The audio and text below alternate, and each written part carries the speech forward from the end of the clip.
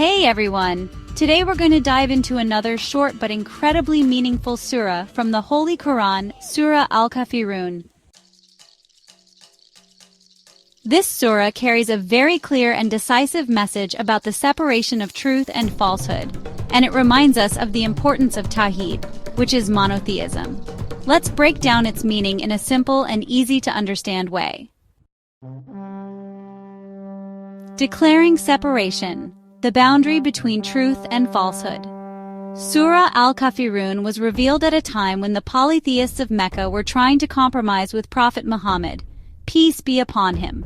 They proposed that the Prophet worship their idols for a year, and they would worship the Prophet's God for a year.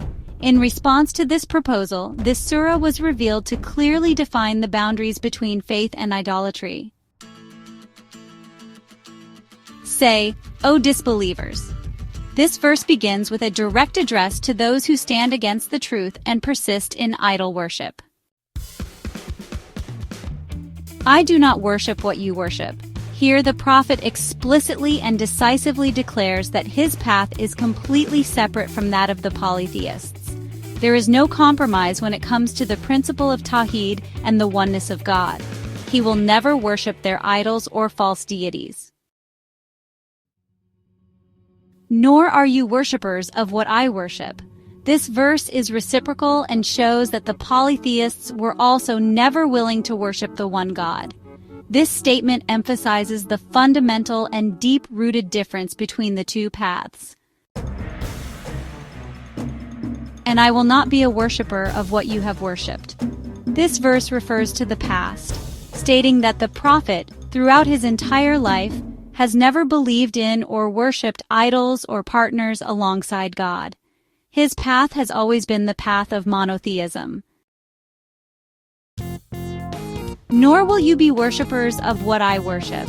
This verse again emphasizes the current and future situation. It means that the polytheists, at this moment and in the future, have no desire to worship the one God.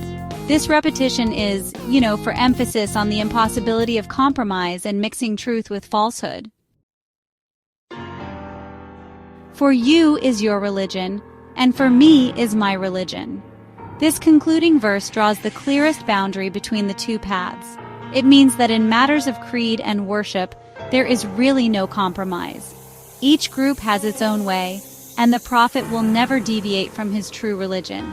This verse does not imply an endorsement of disbelief or a lack of opposition to it, but rather expresses the rejection of compromise on fundamental principles of faith and the refusal to accept idolatry. Lessons for our lives. Despite its brevity, Surah Al-Kafirun holds very important lessons for our lives and faith. So the primacy of Tawheed, or monotheism, is really the cornerstone of our faith. This surah reminds us that our God is one and absolutely unique, and we must never associate partners with him. Honestly, this is the most crucial red line in our religion. Decisiveness in religious principles is so important. When we're facing falsehood and deviation, we just have to be firm and unwavering. There really should be no compromise on the principles and foundations of faith, even if, attractive proposals are offered.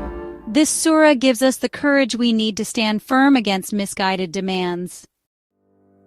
The clear distinction between truth and falsehood is, super apparent in this surah.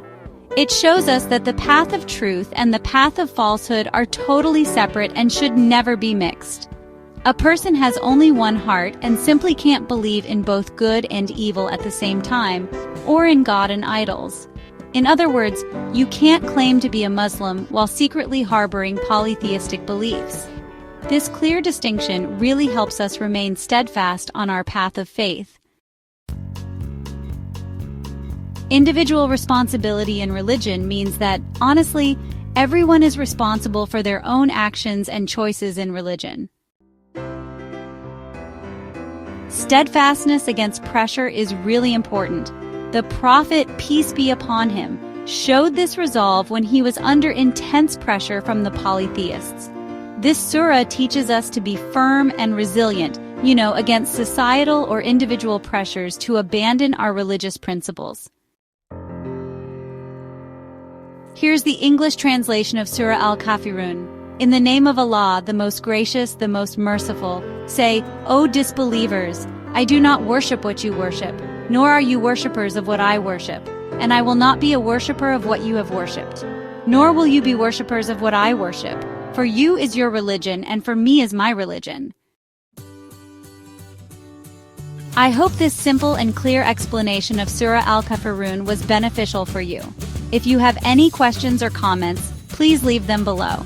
For more videos on the concepts of the Quran and religion, subscribe to our channel and hit that bell icon so you don't miss any new videos. Until the next video, goodbye.